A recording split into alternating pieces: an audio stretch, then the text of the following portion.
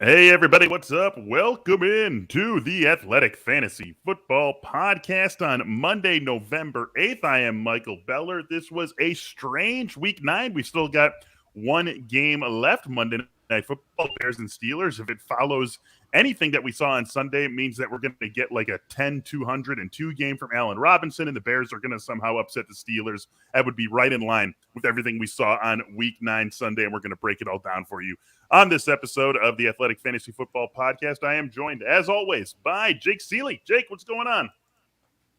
What's going on? Yeah, screw the week 9 and having to pivot off the Dolphins for my giant survivor and go to Dallas and then the stupid Dallas Cowboys.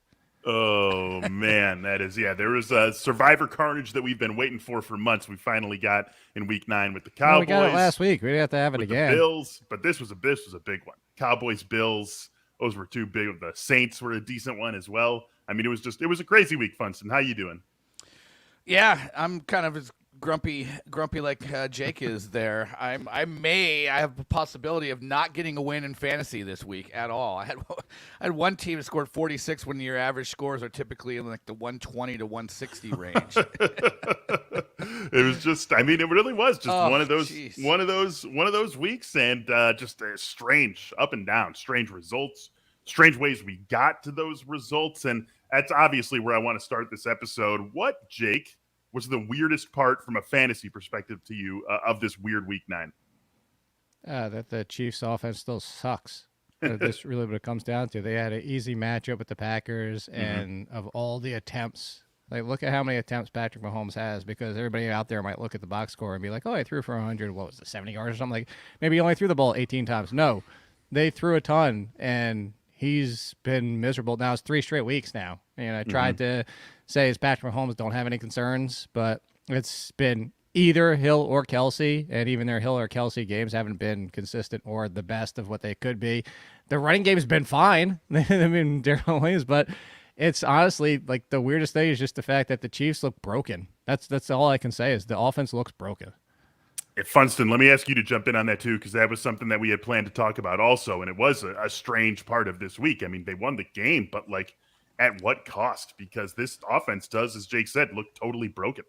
Well, we're jumping ahead to my loser of the week, which was who is Pat Mahomes. I mean, I'm with you. He has 2 touchdowns, 2 interceptions, and averaging 216 passing yards over his past 3 games. And it does look broken, and it doesn't look like they've had an answer for this cover 2, that starting with the Bills, I believe it was, that really – I mean, Tyreek Hill is getting tons of volume, but he was, 4 catches, 37 yards, and we're seeing this over and over again where there's this volume, but he's, he can't get deep. At least they got Travis Kelce going a little bit. I think that's going to be important for them to getting healthy, is to getting him to be a threat over the middle again. I mean, conceivably, that's how you can hurt that kind of coverage, is work those middle underneath. And so Travis Kelce doing that, maybe a glimmer of hope for the Chiefs, but I had them down as the biggest losers of the week. I mean, you're exactly right. The volume was there for Tyreek Hill, plenty. 11 targets in that game, and he caught 4 of them for 37 yards. Just really ugly, and we've now seen it week on top of week, to the point that like we can't hand wave it anymore.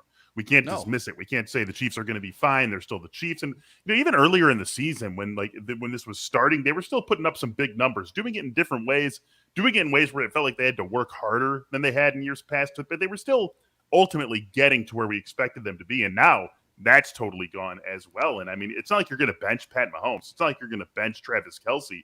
But clearly, I think we have to acknowledge the fact that the floor that used to exist with this team is just not there right now. Yeah, and Mahomes does kind of, look like he's lost some swagger, lost some confidence along the way, and it's been like every time he kind of does the Mahomes crazy stuff from years past that would always work, it seems like this year that's turning into a turnover. And I think that's gotten in his head a little bit for sure. But we'll see. And the weird thing about it is Jake said, it's not like we've seen a murderer's row of defenses that they've played. Right. These are winnable matchups that they should be putting up bigger, production from. So, do you want my weird? I would love it. I would love your weird. The week 9 leaderboard. Did you look at the top 4 receivers? It's like It's like Elijah Moore, Devonta Smith, Olamide, Zacchaeus, and Malik Turner. That's your top 4. And then, you look Malik at your, Turner all in garbage time, too. Look at your 20 carry rushers this week. Carlos Hyde, Devontae Booker, James Conner, Melvin Gordon, and Myles Gaskin. I mean, it's just if that doesn't tell you how, upside down this week is, I don't know what does. And James Conner by far the at least, I mean, probably even including quarterbacks, right? But James Conner, the top scorer of Week 9 with the huge 3-touchdown game that he had. That's something we'll talk about in a second here. Actually, maybe we're going to talk about it right now. I don't know what either of you guys are going to go with here, but Jake, you can take us first. Who won Week 9? I was thinking that we weren't even going to do who won Week 9. So forget me for looking at that. I was planning that was going to be our main question. So now you went to me first in the last one anyway. So go to Funston first. All right, Funston, who won Week 9?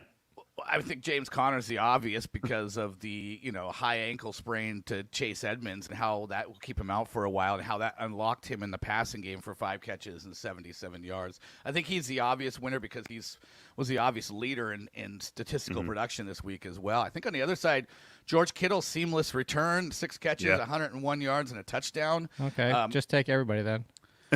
You literally had nobody, so that I was trying to cover, trying to fill the void. You have to name multiple people, so I have nobody still. I assumed we were just gonna move on from this one for you and just kind of dive into stuff. So, all right, I'll leave it at that. No, that's fine. Let's just move on then. You can go losers, Jake. We already heard Funston's loser is the Kansas City Chiefs. If you've got a loser, this one should be easy to pull away. Well, mostly because I didn't expect him to have a 0 and the fact that he was not involved as Bryan Edwards. Also because now Deshaun Jackson's coming in. And I have a little bit of hope, fine, because the schedule is fine enough. And maybe Deshaun Jackson opens things up and lets some of that coverage come back off of Bryan Edwards. But still, to put up a 0 is concerning before Deshaun Jackson. I did think Renfro was going to have the better game. I had Renfro ahead of him, but I still had Bryan Edwards as a top 40 wide receiver. I just... not that 0, and now you have Deshaun Jackson. So yeah, he lost. He lost from what could hopefully have been a breakout for him. My fab budget lost in connection with all that too. I spent a lot of money on Edwards this week. I mean, that game too, that. What if we'll talk about the games, but what if even the games that 23-16 Giants win, even games where the result would have been believable if you knew it before it happened, the way that it happened was just very, very odd, and it was just it typified what we saw in this week. Let's talk about the waiver wire here really quickly, guys. I actually want to start this off by going back to Thursday. And Funston, guy you mentioned already, Elijah Moore, 7 catches on 8 targets, 84 yards, and a pair of touchdowns. That came after 6 catches for 67 yards a week ago. We know that Corey Davis's absence has something to do with this, but are we seeing an Elijah Moore breakout right now? Yeah, my pause would be that the quarterback situation is so upset. It's just kind of weird right now. And when Zach Wilson comes back, the teams looked the worst in the passing game was Zach Wilson so far. These backups are doing so much better. Have we seen just an overall change in this Jets offense? And Zach Wilson comes in and he's going to, suddenly be doing what Mike White and Josh Johnson were doing? I don't know. So I have some trepidation, especially if Jamison Crowder and Corey Davis are all healthy. Is Elijah Moore really going to be able to eat consistently? And I just don't know that that's worth a whole lot for me in fab budget this week. Yeah, let's rapid fire these waiver guys. Jake, you got the next one, and that is Jordan Howard, 17 carries for 71 yards and a touchdown. In the Eagles' loss to the Chargers after a 2-touchdown game a week ago, it seemed like maybe he edged back in front of Boston Scott with the usage in this game. How seriously are you taking what we saw from Jordan Howard this week in terms of making some fab bids this week? Excuse me. I mean, serious in the fact that he's the lead. But not in the fact that Miles Sanders is coming back. It was 2 of the easiest matchups you could possibly find in back-to-back weeks. Denver, you can run on, but they also get the Saints right after that, and then Sanders is back. So if you need some help, he's the lead option, but I don't think it's any less frustrating than a lot of backfields that have 2 or 3 options. You could be Boston Scott again, and then that game actually got a vulture touchdown for all intents and purposes of that game. So, yeah, if you need running back help, but he's still sitting out there, he's the lead, but I'm not going crazy for Jordan Howard. Brandon, yesterday morning, we were doing our pregame chat. We talked about Dan Arnold being one of the go-to guys of this show, and Dan Arnold did it again. 4 catches on 7 targets, 460 yards. He's got 20 catches and 30 targets over his last 4 games, 60-plus yards in 3 of those games. It seems pretty easy that he is a back end tight end one week in and week out, maybe even a top 10 guy at the position for the rest of the season. Yeah, it's now 4 games with 55 receiving yards. I don't know how many tight ends can claim that, but it's going to be among the best. I mean, he hasn't found the end zone yet, but he has been getting opportunities. I know that I saw them throw to him in the end zone in this game, but in a 9-6 game against one of the best defenses in the league, and you can come out 4 for 60, and you've basically been doing that week in and week out since you arrived in Jacksonville. Yeah, it's back end tight end one for sure. Jake, pretty ugly game for the 49ers, but Brandon mentioned one nice silver lining for them, George Kittle stepping right back in seamlessly. And then we got to also talk once again about Brandon Eyuk, a bad fumble early in this game, but didn't derail his performance. 8 more targets, caught 6 of them, 89 yards and a touchdown. Couple that with what he did in week 8. Are you interested in him? To what degree are you interested in him in leagues where he's available? I'd say more aggressive than Jordan Howard, that's for sure. There's no question about it. Not the greatest matchup this week with the Rams, but then Jacksonville, Minnesota, Seattle, Cincinnati, and Atlanta, Tennessee, Houston. Like, where's a bad matchup in there where you're like that concerned? And the biggest thing is, I talked about this with Meany, and I said, Shanahan, we get frustrated with him, but more often than not, if he heads down a road and continues to head down a road and continues to be stubborn, he's going to be. And he kept saying that Eyuk needed to show more, and Eyuk might not be 100%. Eyuk wasn't back to being the Eyuk he wanted to see. Well, the past 2 weeks, he's back, and at this point, and I'm not saying that Debo's done for as a wide receiver one. I actually would buy low on Debo Samuel, but I would also say that Eyuk is back to being relevant, and that included a game where George Kittle was back to being the number 1 tight end for the week. Yep, absolutely. We saw some things from this 49ers offense that we're going to have to take forward into the rest of the season. Brandon, one of your guys, Ramondre Stevenson, back in our lives at all, 10 carries for 62 yards. Obviously, there's some game script stuff going on here. We don't want to trust anything we see too much from this Patriots offense outside of Damian Harris. You doing anything with Stevenson in leagues where he's available? Yeah, in leagues where he's available, and I have Damian Harris for sure. I'm adding him, but I'm Charlie Brown, and Lucy's holding the football, and yeah, I'll get fooled again. That's how it goes with the Ramondre. I mean, I was seeing some, Salfino. I edited Michael Salfino's column, and he had a note about Ramondre Stevenson and how managers of Damian Harris should be worried, and I'm like, I don't really agree with him on that. And in the comments, they were quick to say, there's a very good chance he'll be as much a healthy scratch this coming week as he will be in the lineup. But I think we're still in that world where we can't count on him, as Jake likes to bring up with D'Angelo Williams, telling him that sometimes during the week, something can happen and the coaches don't trust the player for that week and they're going to go ahead and deactivate him. I think we've seen that with Ramondre. But I have a lot of Damian Harris. I would be a lot more comfortable in all those leagues if I had Ramondre Stevenson on my bench. All right, Jake, one more guy I want to get to here, and that is Donovan Peoples-Jones. Had one big play that was responsible for most of his production, a 60-yard touchdown, 2 catches for 86 yards in the score. So one other big-ish play, right, a 26-yard catch, a 60-yard touchdown. Those were his 2 catches in the Browns win over the Bengals. 3 targets in that game as well. No Odell Beckham there now, so maybe there's a target bump here. Donovan Peoples-Jones, where is he relevant? What sort of leagues? All of them. Honestly, just because at this point, where are you going to find a wide receiver 4? And he's in play as a wide receiver 4. Jarvis Landry did nothing. I don't expect that to be the commonality. But the Peoples-Jones, the thing stopping him was always whether or not he would ever get to being the number 2 on the team. And that wasn't going to happen with Jarvis Landry and Odell Beckham around. And then he needed to make sure that he was definitively past Higgins, and he is now. So he's the number 2. He's taking Odell Beckham's role. But what was Odell Beckham before him? He was a wide receiver 4. He was a boom or bust type of play. So I'd say all leagues. I would never thumb my nose up. I always say that. I'd never thumb my nose up at running back depth. I don't ever have too many running backs. Well, if it's a wide receiver 4, a wide receiver 4 shouldn't be floating out there. Donovan Peoples-Jones could have a bigger role to play for this Browns offense, certainly. These are not obviously all the waiver guys that you should be looking at over these next, 24, 36 hours. Jake's got a column for you that you can check out where you can really dive into all of the waiver guys coming for you a little bit later. So definitely be sure to check that out and really start attacking the waiver wires using that in addition to this right here. Is something preventing you from achieving your goals? What interferes with your happiness? Check out BetterHelp.com/AFF to address that. BetterHelp will assess your needs and match you with your own licensed professional therapist. Connect in a safe and private online environment. It's very, very convenient. You can start communicating in less than 48 hours. It's not a crisis line. It's not self-help. It is professional counseling done securely online. You can send a message to your counselor at any time. You'll get timely and thoughtful responses. Plus, you can schedule weekly video or phone sessions. These are licensed counselors, of course, with a number of specialties. You can really touch on all sorts of things if you are looking for help. And as a listener, you'll get 10% off your first month by visiting our sponsor at BetterHelp.com/AFF. Join over 1 million people who have taken charge of their mental health. Again, that's BetterHelp, HELP.com/AFF.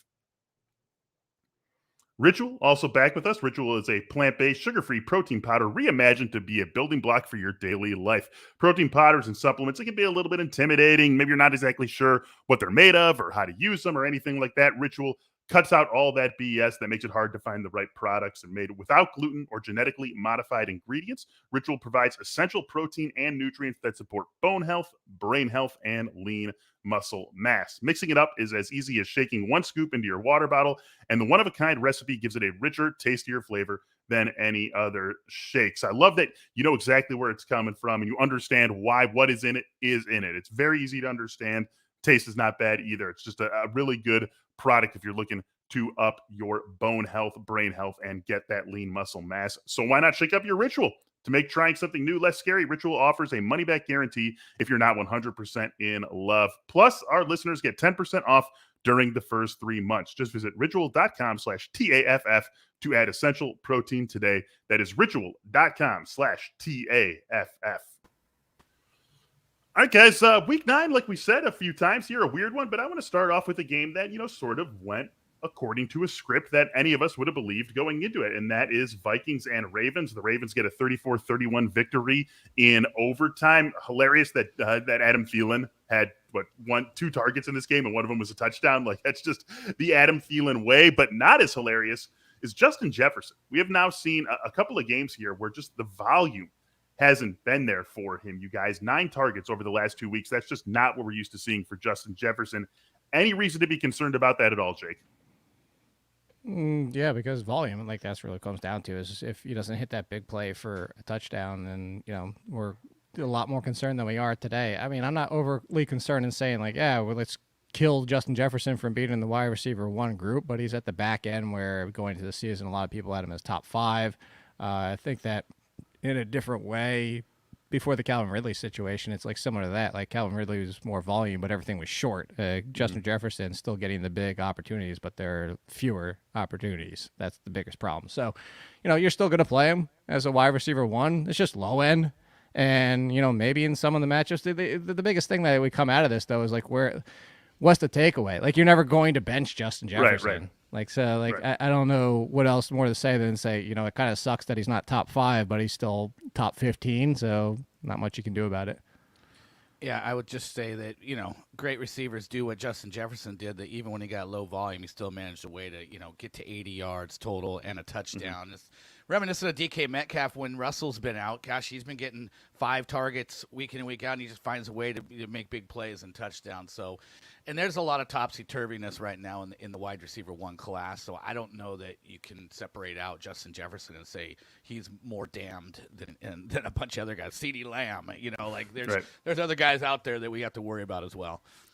Topsy-turviness is the name of the game at the running back position, which maybe makes Devonta Freeman interesting this coming week. Devonta did have himself a nice game against the Vikings, 13 carries, 79 yards. He caught a touchdown, and what potentially makes him interesting, Funston, is it's a short week for the Ravens. They play Thursday Night Football against the Dolphins, so maybe another game where Latavius Murray isn't healthy enough to play, and we have to believe that in games where Latavius isn't out there, Devonta Freeman, even with a decent game out of Le'Veon Bell, looks like the lead guy for the Ravens.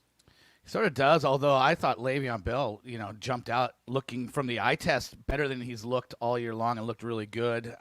Some of this might be just due to matchup as well, but I think, another loser of Week 9 is Tyson Williams. I don't know that he sees the light of day. I mean, really the way these two have played, and you bring back Latavius Murray, I don't think there's a spot for him, and especially if Freeman and Le'Veon Bell are going to continue to look like they drank from the fountain of youth a little bit. So, I think Freeman's interesting, but I also say Le'Veon Bell's interesting to me as well now for the first time in forever. Can we interest you in Le'Veon Bell at all? Adrian Peterson and Le'Veon Bell. That's what we're doing in week 10 of the 2001 season. Yeah. It's matchup short week. If there's no Latavius Murray, that's the only way I'm really interested in anyone. And I'm definitely interested in Devonta Freeman as the lead. If Latavius Murray is back, I might just try to avoid the entire backfield. I'm sure one of them will do fine if Murray is back, but is it going to be Murray or is it going to be Freeman because he's proven himself at this point? I don't think we could tell you exactly what's going to happen. So I would lean Freeman, but if there is no Murray, I feel good. I put it on quotes, almost good about Freeman as an RB2. Another guy throwing it back a few years in Week 9, you guys, was James Conner, as we've already discussed. One of the big winners, maybe the big winner in Week 9, up near 100 rushing yards on 21 carries. He had 5 catches for 77 yards, found the end zone 3 times. Chase Edmonds suffering an injury in the Cardinals' win over the 49ers. Jake, in a world where we're talking about James Conner in a backfield without Chase Edmonds, with Benjamin, how does he look in the fantasy world? Well, that's the biggest thing is obviously nobody expected Chase Edmonds to get hurt that early in the game and be done for the rest of the day. But if you're telling me James Conner with only Benjamin, I think Benjamin takes some of the Chase Edmonds role, but not as much as Edmonds was. I mean, that was almost like a 50-50 share similar to the Broncos. So I'd say even going against this week, it's not a bad matchup at all. It's Carolina. They do a decent job of getting pass coverage, but, against the run, they're middle of the road type of situation. So James Conner, fringe RB1. I mean, because you're going to say like 70%. And the only concern that you have about James Conner is if he was to get hurt, and you can't play that game. You can't be like, well, I'm going to play him as RB20 because James Conner has injury history. So James Conner's in the RB1 conversation. This is heading into this year. We had the argument for days on end that I was saying they should be back-to-back, and I would take James Conner over Chase Edmonds. But I still, even that, never expected it to be this good. Mm-hmm. Yeah, I think the important thing here is he's probably, the receiving down back now as well. I mean, he was a good receiver at Pittsburgh. He had, a 55-catch season where he averaged 9 yards per catch. I think it just made sense where you're going to give Chase Edmonds some look was, okay, we'll let Chase Edmonds because he's going to be more dynamic in space, sure. But now at this point, it goes back to, okay, now, James Conner's out there. Now you really don't know if they're running or throwing the ball because I think he'll be the guy, and he proved he can still catch it and do well in that regard. So that's the biggie there. That's going to help him in the volume department. If Benjamin comes in, it's probably going to be a lot like what we saw, where it's just like the 9 carries but nothing in the passing game. And you got to trust James Conner in pass protection. It's something he always did great with the Steelers, and obviously Kyler Murray. When he comes back, it's going to be coming back from an injury. You got to keep that guy upright if you're going to achieve those Super Bowl dreams that you certainly have as the 8-1 Cardinals. So good news for James Conner. On the other side of this game, more bad news for the 49ers as a team, right? We talked about some individual performances, but as a team, they're now 3-5. They're staring up at the Cardinals. They're staring up at the Rams. They got a very top-heavy NFC to deal with. Like maybe some mediocre to like a sort of bad team is going to sneak into the playoffs in the NFC, but it might not be the 49ers. And so that has me wondering, Funston, are we in Trey Lance countdown time? Maybe not just yet. I gotta look at the schedule and see what makes the most sense, and maybe Jake's figured it out, but. What is the Niners are 3-5? They're probably not buried. I mean, there's a 7th team in the playoffs in the NFC, and I know as a Seahawks fan, everybody's still clinging to that because there's a lot of crappy teams that are kind of still in the mix there, and so I think they're still in play. I think they got probably another 3 or 4 weeks before we really get to Trey Lance time. The next 3 weeks, really quick here, we got home for the Rams, then at the Jaguars, home for the Vikings for the 49ers. Don't just automatically assume that Jaguars game is a win. No one just automatically assumes a Jaguars win, not even the Buffalo Bills. Let's move on to our next game here. Another surprising game in the way that it unfolded. The Browns are a good team, right? And the Bengals, we think that maybe they're a goodish team as well. But to see the Browns just unload on the Bengals the way that they did in Cincinnati, that was a bit of a surprise. Rewind to last week, Jake telling us to have some caution with that Bengals passing game. You want to take a victory lap here at all, Jake? I mean, I didn't expect it to be that bad. Honestly, I did. And the interesting thing is I joked about it earlier this morning with Chris, and I said, I got Shanahan. I got backed into a corner of having to put Joe Burrow as a QB1. I didn't want to, but then I lost Kyler Murray, Taysom Hill, and Tua Tagovailoa, who were all in front of him as QB1, so he wasn't a QB1, but he backed into being a QB1 for the week, and so that's why I'm saying that's why I victory lap because I was concerned, but I wasn't knocking Burrow down as far as he finished, which wasn't even inside the top 15, which was he like 20 something this week? It was miserable because the game was just off in general, and going into it and what we talked about on the ranking show, as I said, he's been remarkably efficient, but to have that efficiency in a bad matchup is concerning. And it was, it was worse than I expected it to be. I do expect Burrow to bounce back a little bit, but as mentioned before, the schedule does not get much prettier because it's one of the worst passing schedules the rest of the season. So, maybe you hope that Cincinnati bounces back after their bye, which that gives them time to correct, similar to Justin Herbert earlier this year when he had his off game. But the Raiders get pass rush. As we just saw, they limited the entire Giants passing game. You beat them on the ground. And then Steelers, Chargers, bad matchup. So I don't know that it gets much better. The problem is if you didn't sell, now they're on a bye. Nobody's going to buy while they're on their bye. Yeah, Jake pretty much nailed all that, Funston. Are you have any further worries for the Cincy passing game? It's the bye and then the three matchups that Jake just mentioned. Well, I don't think we can ignore the fact that Jamar Chase, for as great as he was in the first, 7 weeks, the last 2 weeks, he's 9 for 22 in catch percentage, of targets. And he has 3 drops in that time, including one on Sunday. He had the fumble lost. He was targeted on the Denzel Ward pick 6. And so I don't know if we're just seeing a rookie blip, but we're seeing extra attention. But Jamar Chase also just didn't play well, and he hasn't played well the last 2 weeks. So, more so than just worry about Justin Jefferson, I think you got to be a little bit concerned about Jamar Chase. I'm not saying he's going to be bad, but that, maybe you missed your sell high window. Maybe we're going to see the rookie with some unevenness as he's now drawing true alpha dog attention. Coming into this week, you guys, on BetMGM, Naji Harris was plus 1,100 for Offensive Rookie of the Year. And as Jamar Chase slows down a little bit, Naji maybe can pick up some ground. If you can still get that before Monday Night Football against the Bears, that might be something worth considering because maybe that race starts to flip in the second half of the season. We already talked about the problems that are mounting in Kansas City with the fact they put up just 13 points in that game against the Packers. But again, Funston and I talked about this a little bit, Jake, but is there anything you can do with that? I mean, we know it's true, but is there anything actionable that you can draw from it in fantasy leagues? Try to buy low on Tyreek Hill and Patrick Mahomes. So that's really what it comes down to. I don't know that you're getting Kelsey much place. Try to buy low on all of them. The thing is even if this continues the rest of the season, let's just say that it never gets better.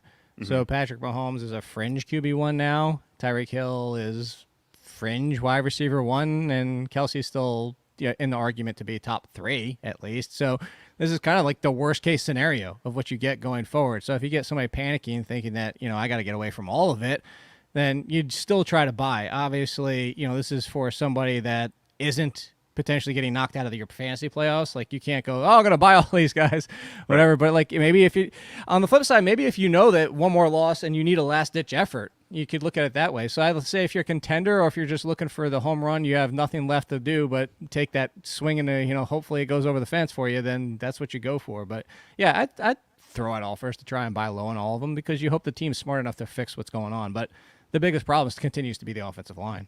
Yeah, and that's really hurting everyone there.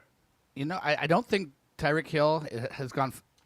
He's gone 5 weeks now without catching a 20-plus yard pass, which is it just speaks to kind of what defenses are doing there. It's that's like a total symptom of like, that's exactly what if you were like hunting around for what's wrong in like the body of the Chiefs offense, that would be like one of the most glaring signs. Like no big plays for Tyreek Hill is a huge flashing warning sign. And that's what we've been dealing with now, as Funston just pointed out, for more than a month here. And it's just there is something wrong with this Kansas City offense, and maybe they're not going to bounce back to the level that we're used to seeing them at over these last few years. I do want to rewind to Thursday's game because we did have quite a bit of, I think, fantasy talking points coming out of that one. I want to start off, you guys, with Carson Wentz and his sneaky usability in fantasy leagues. We're now talking about 2 straight games with 3 touchdowns, 6 straight games with multiple touchdowns, and the next 3 weeks for the Colts, a home for the Jaguars, at the Bills, home for the Buccaneers. How comfortable, Funston, would you be with Carson Wentz as a starting fantasy quarterback in those matchups? Yeah, I don't think that sneaky is the right way to put it, because I don't think that's lost on anybody in fantasy. When a guy is that consistent for that long, people recognize, and he's now a top 10 fantasy quarterback. And as you mentioned, 2+ touchdowns week in and week out. The yardage has been decent.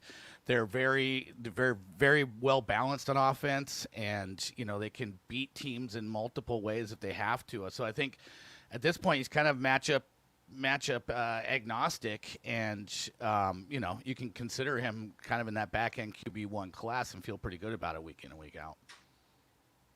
Jake, do you have the same picture? A little bit. I want to say completely matchup independent, because he also hasn't faced anybody like Buffalo since he's been on this run.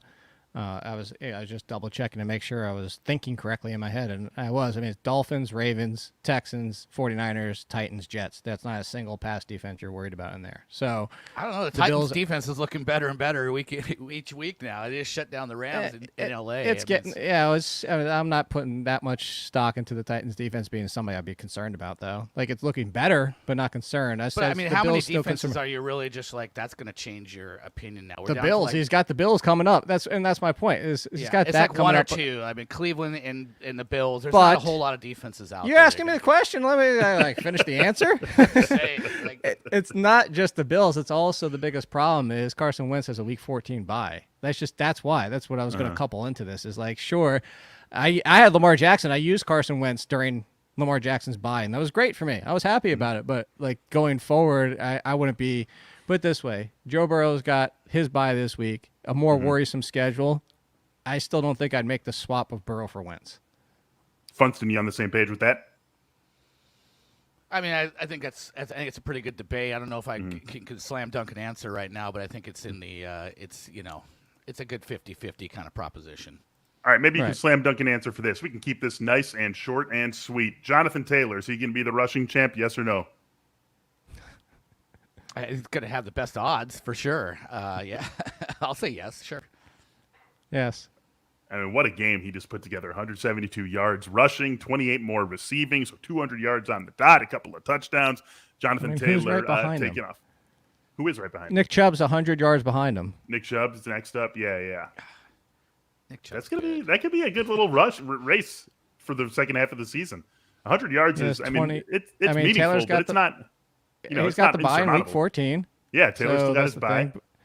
But Chubb's got 20 fewer rushing attempts, so 5 yards an attempt, and he ties them. So I'd say Taylor would be the odds, but I wouldn't discount Chubb yet. I mean, Chubb has lived above 5 yards per attempt his entire career. Right? That's why I said I wouldn't write him off yet.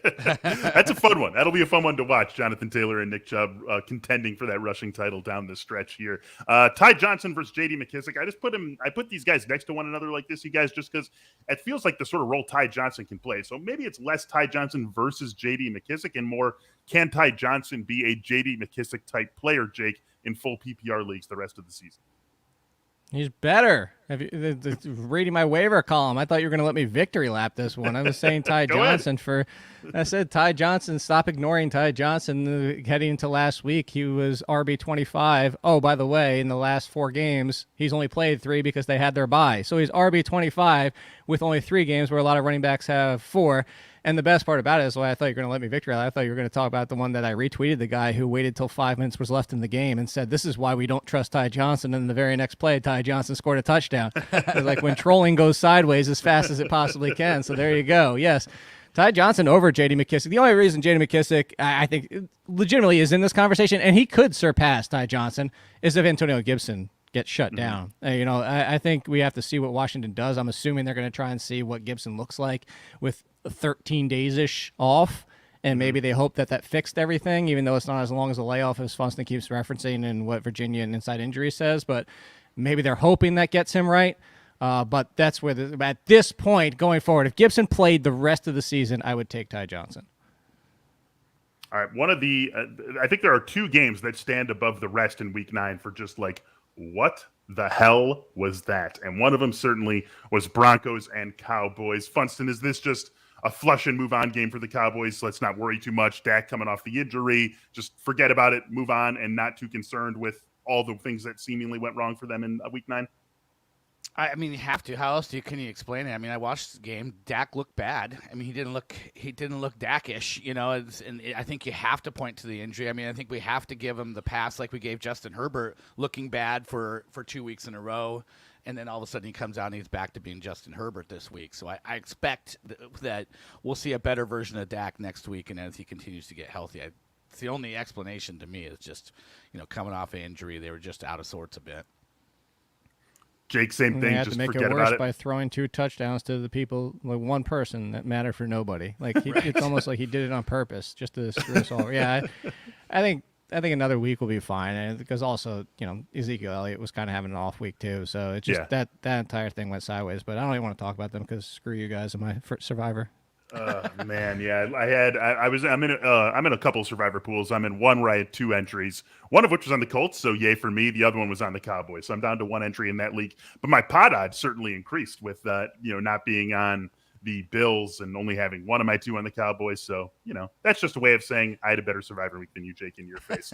How about Cortland Sutton on the other side of this game, you guys? I'm a little concerned with what we've seen from him. This was another just nothing. I mean, nothing of a game. 2 targets, 1 catch, 9 yards, and he has now been outside the top 60 wide receivers every game that Jerry Jeudy has been healthy. Jake, what are we doing with Sutton? Is he a bench? Did somebody tweet that stat or something? Because Meanie threw the same thing at me. Did really? somebody tweet out that top 60 stat? Maybe I went and I went and looked it up myself, Jake. I just went and looked at it. Jerry Judy's only played 3 games. 3 games, 7 targets, 4 catches, 63 total yards, 0 touchdowns. Yeah, I mean, that's damning. That's pretty damning. No, I just thought that was interesting that Meanie said the same thing to me. He said that he's been top 60, and it was all 3 games. So yeah I think what I said is I think it's basically like the Buccaneers and the Bengals, where somebody gets left out, but at least on those teams we seem to know who the clear third is. As of today, I think it looks like it's Sutton, but I wouldn't definitively say it is. But that's as Brandon just said, it's a damning stat to have that bad when Judy's out there. But if you're telling, because the thing is it comes down to is if it's had talent, pure wide receiver talent, I think most people, including myself, would still take Sutton over Jeudy, although Jeudy is right. It's a very close, it's a toss-up almost. But the Patrick is what's weird is Patrick's not going away. We've been saying that for weeks. Yeah. We've been saying that. So, yeah, I'm concerned about Sutton, although if everybody, and that's why I said, is anybody tweeting out that stat? Because if somebody is, then maybe I try to buy low on Sutton because maybe somebody wants to drop him. Alex says that he saw Meanie tweeted that out, apparently.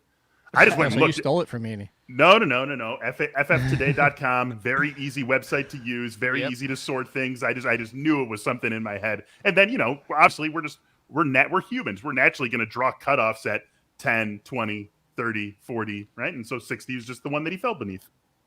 Yeah, and I'm just looking at Tim Patrick at the same time. So what did I say? 7 targets, 4 catches, 63 yards, 0 touchdowns for Sutton. For Patrick, it's 11 catches, 180-plus yards, and 2 touchdowns in those same 3 games. So it's kind of like if we're looking at the hierarchy, very clearly Cortland Sutton's been 3rd in each one of those games.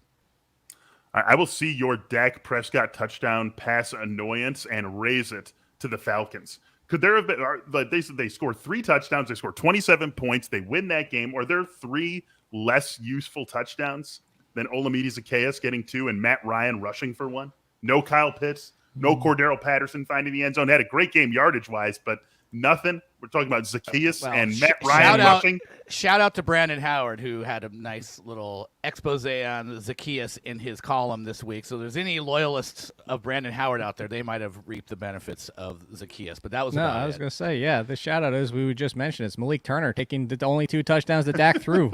How about that? How about Steven Anderson getting a touchdown this week? How about that one? You can throw there. So there's our. I agree with you on Zacchaeus, but at least Matt Ryan, like people somewhere used Matt Ryan at least.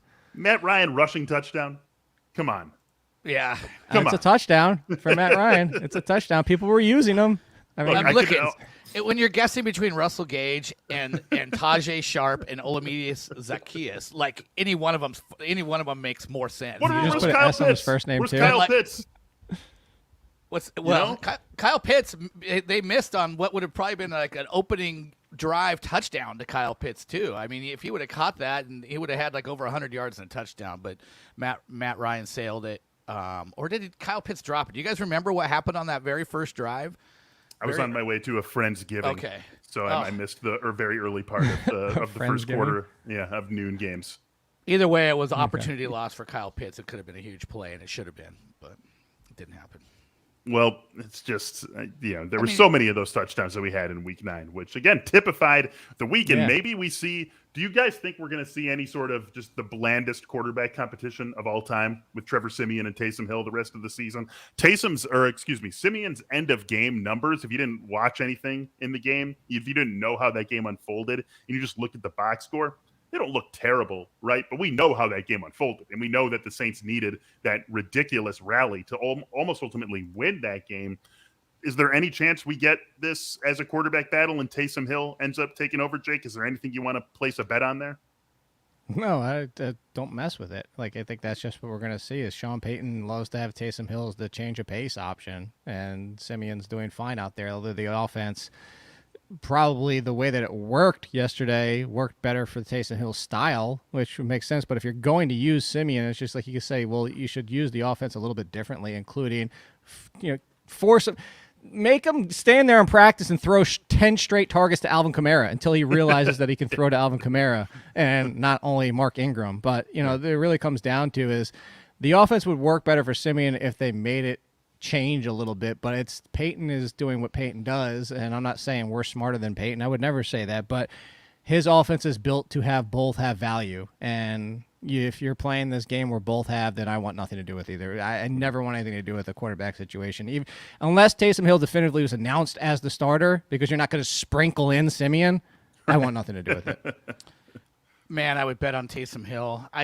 2 weeks of Simeon, I just don't see it. I'm sorry. I don't know how Sean Payton continues with that. I would change this offense completely. You only have one guy you need to worry about feeding, and that's Alvin Kamara. You can figure that out. Like, those receivers are dime a dozen, and you don't – I mean, that's not what you plan your offense around anyway. Right. So just blow it up and just go Taysom Hill and Alvin Kamara all the time. I think that's their right. best If the bet. offense is going to run like this, I agree with you. But the problem is they have no wide receivers. And watch them pick up Odell Beckham.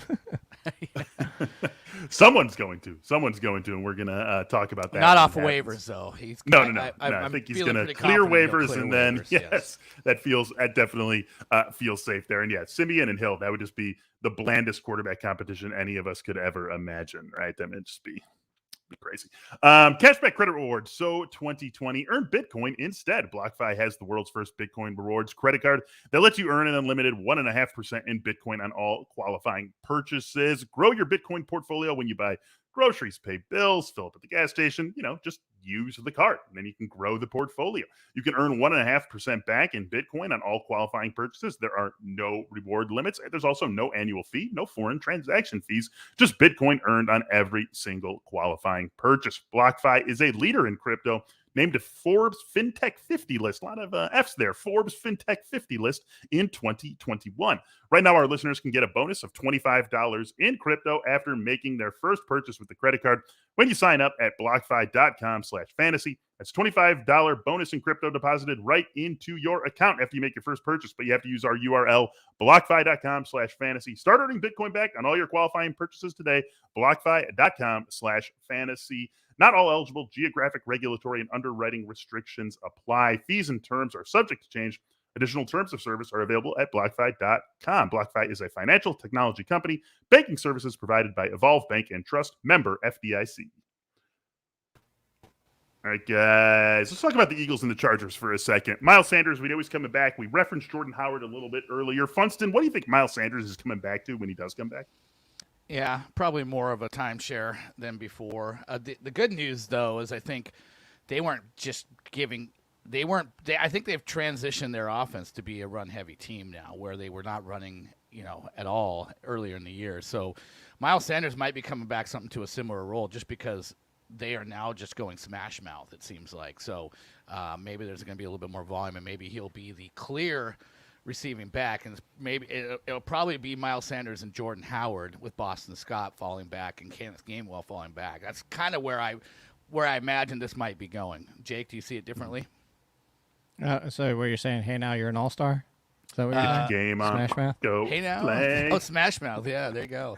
Hey I don't know that you're I'm a rock saying, star. hey, now Miles Sanders is an all-star. I'm not saying that. No, but I mean, Miles Sanders was being used in that role. Is the fact that he wasn't being used much in the passing game. So this is the Ravens. It's going to be a mess if all of them are healthy and active on the same day. You hope that for fantasy purposes, you don't always hope that somebody gets hurt. I'm not saying that, but who you're hoping one is inactive.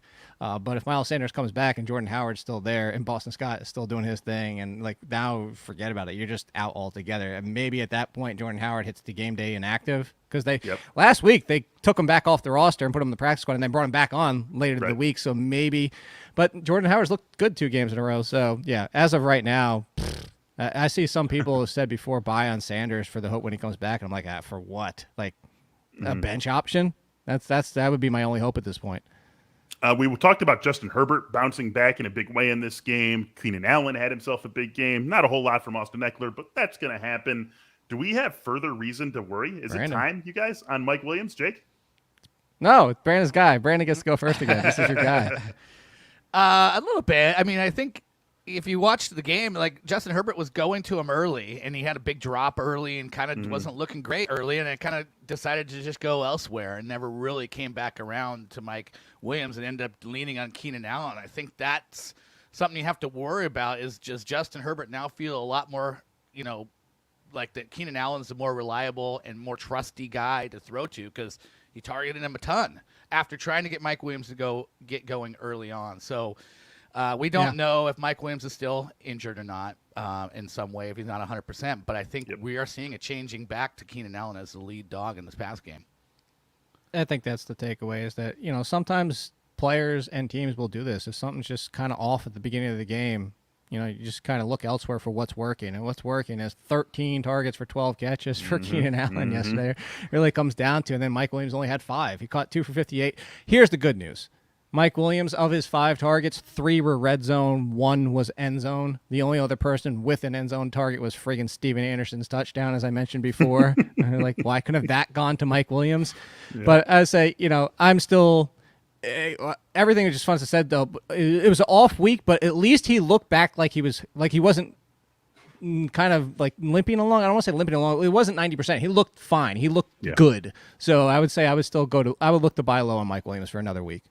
Yeah, and it was 2 catches for 58 yards. So you still like to see, again, you don't love the overall production, but that is like a Mike Williams line if in a bad game that he had. Well, put it this way: Keenan Allen had Williams. Keenan Allen had 83 air yards on 13 targets. Mike Williams had 64 on 5. But how much? Mike Williams had 3 yards of yak. Yeah. He did. Yeah. It's the Keenan won that side of the equation. Just by a little bit. Titans and Rams, another one of the bizarre results that we saw. 28-16, Sunday Night Football, no Derrick Henry and the Titans. I mean, offensively, not really sure what to draw from it, so that's what we're coming to you guys for. What are our just impressions of our first game without Derrick Henry, Funston? Well, I think the Titans played a weirdly, just the perfect game. They had defense. They were getting, they were getting turnovers and they were getting field position. And I'm trying to like the Titans seemed really good, but then you look at the numbers on offense and no one really jumps out. And I'm like, well, Tannehill kind of spread around. They were opportunistic. They were able to, move the ball when they needed to. And yeah, the takeaway is I don't know. AJ Brown seemed good, but then you look at his numbers, it was like, okay, they weren't that good, and Julio stayed healthy. So it's a hard way to win week in and week out. And so we'll see how it goes. But, it's kind of incomplete for me on what I saw there. Well, and the big thing, too, is that, I don't know that we got any clarity besides that it's going to be another frustrating backfield. Let's copy-paste Ravens again, because Adrian Peterson got the goal line carries, got more of that lead work. We saw the McNichols role stayed the McNichols role. Saw a little bit of an uptick in his usage because of how the offense was run. But Devonta Freeman comes in and looks as good, if not better, than Adrian Peterson. Doesn't get the goal line carry, though. So is it more Foreman going forward? Does Adrian Peterson still get the goal line? So now copy-paste Ravens and frustration just going forward. The only one that you can rely on is McNichols in half and full point PPR because he's got the floor, but he has no ceiling, unfortunately. Yeah, you're always going to get a weird game when you get a pick six for a score and a interception that sets you up on the 1 yard line or the 2 yard line on back-to-back possessions for your opponent's offense. That's always going to lead to some strange scripts, and that's what we saw for the Titans in that win on Sunday night. Now I've got sort of games to wrap us up here. The first one of those, Panthers and Patriots. Is Sam Darnold just ruining DJ Moore, Jake? Yeah, exactly. I could basically be all right. We've got that. We've got Raiders, Giants. We've got Bills, Jaguars. We've got Texans, Dolphins. So, are you asking which one we want to talk about? No. I'm asking is Sam. I'm just saying those are the games that are left, and then I'm really asking is Sam Darnold ruining DJ Moore? Well, yes, but also Christian McCaffrey's absent was ruining that offense too. So I still think I'm looking for better days for DJ Moore. But whereas before this game, I was like, and this is coming from the person who poo-pooed Sam Darnold the entire year, even when he was doing well in fantasy because of the rushing touchdowns. I was still saying I would buy DJ Moore as a fringe wide receiver 1.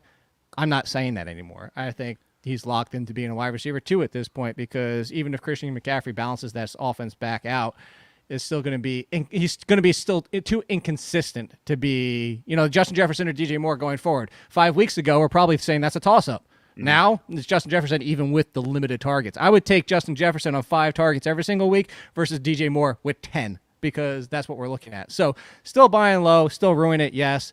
But, yeah, that's, I think, going forward. So I was just going to say Sam Darnold almost literally ruined DJ Moore with a high crossing pass that caused DJ Moore to take it right in the rib cage and knocked him out for a few plays or whatever. But Sam Darnold, God, he just is bad. His interception was so. I think we've seen enough, haven't we, now to know that Sam Darnold is not a viable franchise quarterback. Even if you were going to be generous and say everything went wrong with the Jets and wanted to be super generous and say that he had little to do with it.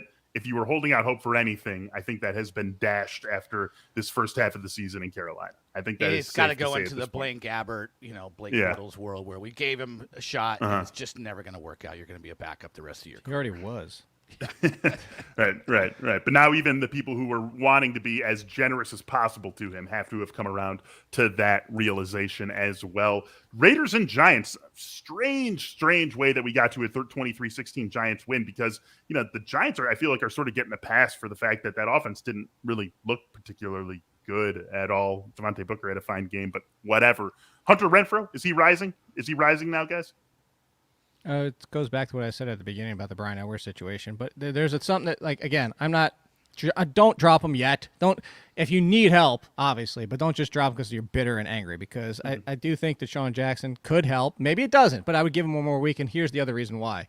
So Dan Dugan pointed this out, something I talked about on the podcast, on Pat Mayo's podcast for last week, too. This is why you watch all the stuff we do and watch Best on the Board, all the podcasts we do everywhere. But the Giants' defense has been really good the past 3 weeks at keeping teams in check. They're not the Bills. They're not a stalwart. But what they do is if you looked at Bradbury on paper, you say, oh, my God, he gives up a lot of receptions. But if you look at the yards per reception and the amount of touchdowns, they keep everything in front of them. They don't get beat deep. They keep everything checked down, limited, and this is why it was a Renfro matchup. Again, I had Renfro in front of Edwards, but I still thought Edwards would do something. But I say this going forward. If you're facing the Giants in a matchup, and for your wide receivers, look for more of the middle of the field, short option guys, high volume guys. This could be a game where DJ Moore did a lot of work if the Panthers were to play them. So that's the thing going forward. I say Renfro, yes, is rising, but also I'm not going to put him in a wide receiver 2 conversation because a lot of it had to do with the matchup that I think a lot of people are overlooking. By the way, Patrick Graham deserves some head coaching conversation this offseason. Just really quickly, Hunter Renfro didn't do anything he hasn't done all year long.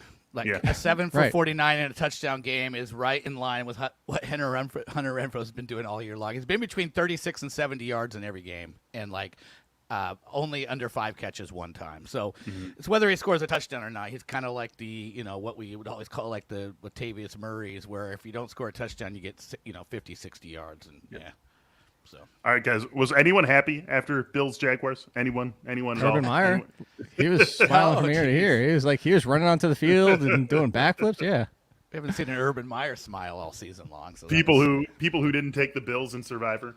No, you know who was happy? You already mentioned him earlier. Josh Allen was happy, but not the one from the Bills. Oh my God! Can we stop with that? Not you, fun. Just oh my God! It was like that joke was dead and buried 13 minutes after. It's just like holy. It is crap, amazing though, is it not? It is kind of a weird. It was. It's the fun. most week 9 thing. Yeah. No. It was, and the thing, it got compounded because it was like there's never been a player that sacked a player with the same name, and it happened. But then the fumble happened, and that has never happened. And then it got the interception. And it was like, oh, we got the trifecta, and but it never stopped for the rest of the day. That was the issue. It's like nobody had expected Josh Allen to have a better day than Josh Allen. Like, okay, we get it. But here's the real takeaway. We mentioned at the beginning of the show. If you were looking for a tight end and you ignored the waiver column for 3 weeks, Dan Arnold is a top 10 tight end. Yes, absolutely. And I think we're not gonna be at all worried about the Bills, right? This is a 1-game thing, or That's completely at any given Sunday.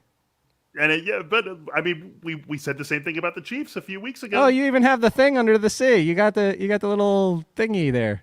It's magic what you can do these days on a keyboard, right?